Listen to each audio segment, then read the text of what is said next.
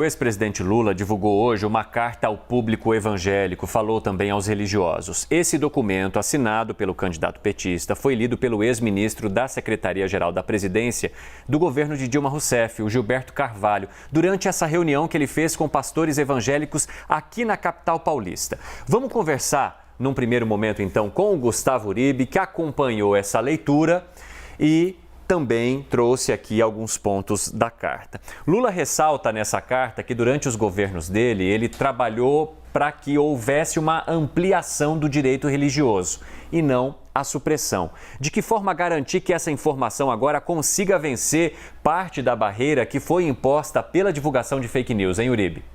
É uma tentativa, na verdade, de você conseguir formalizar algo que Luiz Inácio Lula da Silva já tem falado em discursos e entrevistas. Foi um grande fórceps essa carta, porque houve vários movimentos de próprio Lula que não queria divulgá-la, que achava que não deveria entrar nessa discussão religiosa, mas ela veio, ela foi colocada pela campanha de Jair Bolsonaro e Lula teve de reagir de alguma forma para não permanecer na retranca. Era inicialmente uma carta ao povo católico e outra carta ao povo evangélico. O que se decidiu foi juntar as duas cartas, mas dando um pouco mais de prioridade à comunicação ao eleitorado evangélico, já que Jair Bolsonaro tem mais que o dobro de apoio neste segmento do eleitorado brasileiro. E aí ele tenta desmentir algumas fake news, até no discurso que Lula fez, ele salienta isso, de que ele teria pacto, por exemplo, com o diabo, como foi aventado nas redes sociais, ou que ele vai fechar templos religiosos, o que não é verdade. E aí ele salienta que no governo dele foi criado o Dia do Evangélico, que no governo dele foi criada a Marcha para Jesus, que ele também criou aquela lei que estabelece a liberdade religiosa. O PT sempre teve uma comunicação muito boa com os católicos, pelos movimentos eclesiais de base. É um dos fundamentos de formação do PT. Mas o diálogo com os evangélicos acabou sendo feito de uma maneira um pouco mais eficiente por Jair Bolsonaro. Então, é uma tentativa, de uma certa forma, de materializar um discurso de Lula que vinha sendo feito da boca para fora. E agora a ideia, pelo menos, é publicar esta carta nas redes sociais e André Janones do Avante, que tem sido o queridinho da campanha petista nas redes sociais, deve ajudar nesse processo e também fazer com que essa carta chegue a templos religiosos. Há um movimento, sobretudo no Rio de Janeiro, de vários pastores evangélicos, de distribuição desse documento, então, sobretudo na Baixada Fluminense, onde você tem um eleitorado mais forte católico, e deve contar também com a ajuda de Vaguinho, que é um importante cabo eleitoral na Baixada Fluminense. Ele, inicialmente, no primeiro turno, ficou em cima do muro, apoiando Cláudio Castro, que foi reeleito, mas nem Jair Bolsonaro, nem Lula, e aí acabou pendendo agora para o apoio de Lula e deve ajudar na profugação, ou pelo menos na dispersão deste documento aos templos religiosos. É verdade. Agora, Basília Rodrigues também está aqui com a gente para ajudar a gente a analisar essa questão da carta, né, Basília? Teve muita insistência, como o Uribe falou aí, para que essa carta fosse divulgada pelo PT. O ex-presidente Lula não queria, mas na própria carta ele fala, né, não com essas palavras, mas ele fala que resolveu divulgar a partir de fake news que foram feitas em relação à possibilidade dele fechar igrejas e templos caso fosse eleito. Então é um movimento que o partido, a campanha considera importante e que pode afetar alguns eleitores que, em sua maioria, estão com o presidente Bolsonaro.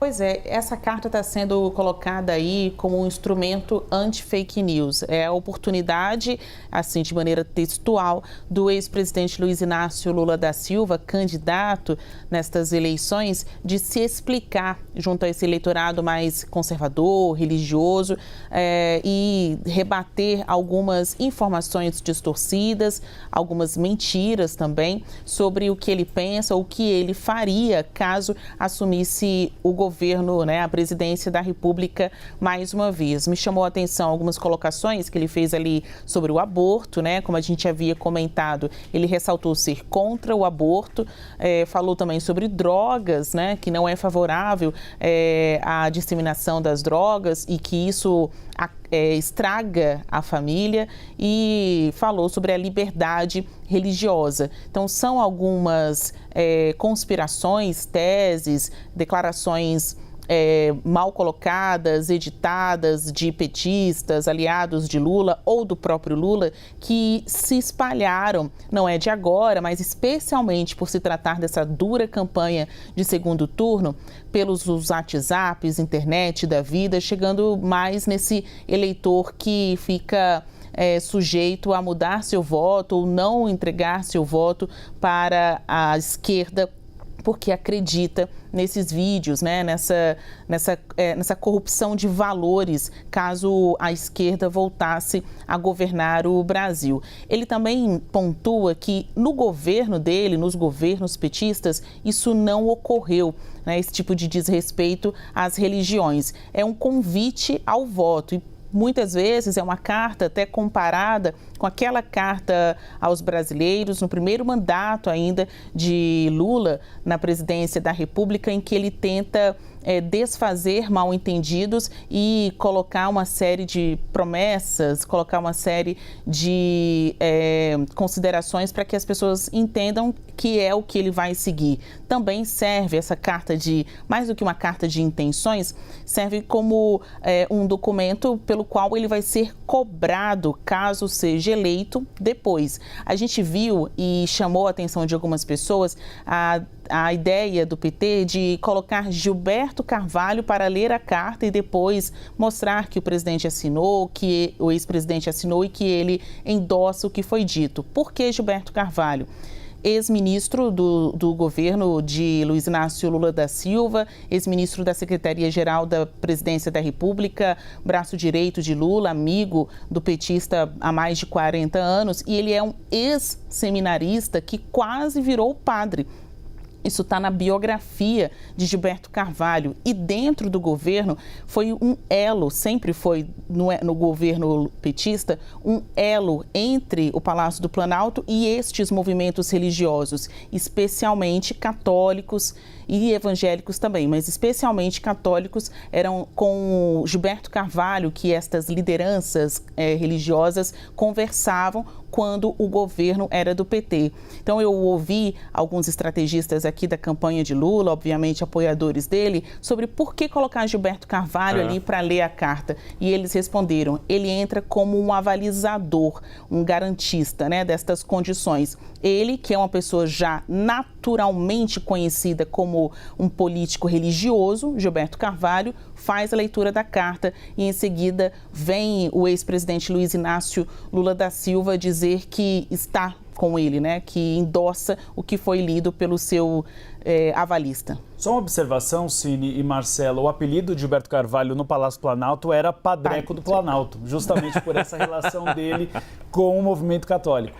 Ele quase virou padre, né? Esse seminarista está lá na biografia dele, isso é conhecido no meio político e também junto a esses grupos religiosos. Mas a gente ama um bastidor de política, principalmente quando vocês vêm com essas. Vamos acrescentar a nossa conversa ao Alexandre Borges? Chegou, companheiro? Opa! Eu ia pegar, eu saí para pegar aquela bandana do Padre Kelmo, mas não achei. Eu ia botar. Mas ele é debochado, né? Ô Borges, a gente estava falando muito sobre essa questão do aborto. No trecho da carta em que Lula cita o aborto, ele fala o seguinte: para mim a vida é sagrada, obra das mãos do Criador e meu compromisso sempre foi e sempre será com a sua proteção. Sou pessoalmente contra o aborto e lembro a todos e a todas que este não é um tema a ser decidido pelo presidente da República e sim pelo Congresso Nacional. Qual que é o desafio de Lula ao falar sobre aborto e, principalmente, qual seria o desafio de um tema como esse ser discutido nesse Congresso que foi eleito este ano? E 11 dias antes da eleição, né, Ivan? Pois é. Então, assim, é tudo muito complicado, porque é um assunto muito complexo, muito delicado, e onde você tem um candidato, o adversário de Lula, que não bate sempre na tecla, que é cristão, que Deus acima de tudo, ele tem uma ligação muito próxima com as lideranças evangélicas, então ele tem uma coerência nisso, né? Ele está sempre batendo nessa tecla, a esquerda sempre acusada de ser anti-religião, de ser anticristã, enfim, e está sempre ali aquela acusação. Na última eleição, por exemplo, vocês vão lembrar que ficou muito famosa aquela história da Manuela Dávila e do Fernando Haddad irem na missa, e aí virou meme, aí todo mundo, cadê a Manuela na missa fora da eleição? Cadê o Haddad? E tal, mas quando tem eleição, eles vão à missa, enfim. Então tem sempre essa discussão que eu não estou nem entrando no mérito, se essa discussão é boa, se não é, ela existe. O eleitor demanda. Se o eleitor não demandasse, a gente não estava discutindo isso, o PT não estava publicando carta. É uma demanda da população brasileira, de grande parte. Ela quer saber qual é a relação do político com a igreja. A questão da fé é uma questão importante, mas tem outras também. Por exemplo, esse medo que foi incutido em muita gente, que vai ter perseguição aos católicos ou aos religiosos, porque a Nicarágua, enfim, que é uma fake news, a gente sabe disso. O PT já esteve na presidência da República por 13 anos e não houve nenhuma perseguição a cristãos. E alguns países que são apoiados por esse governo hoje, a Arábia Saudita, enfim, você tem perseguição clara a cristãos. Então, assim, é uma história que não bate, mas é importante você ter essa sinalização oficial numa carta, porque é um assunto dessa campanha, não tem como fugir. Então, antes tarde do que nunca.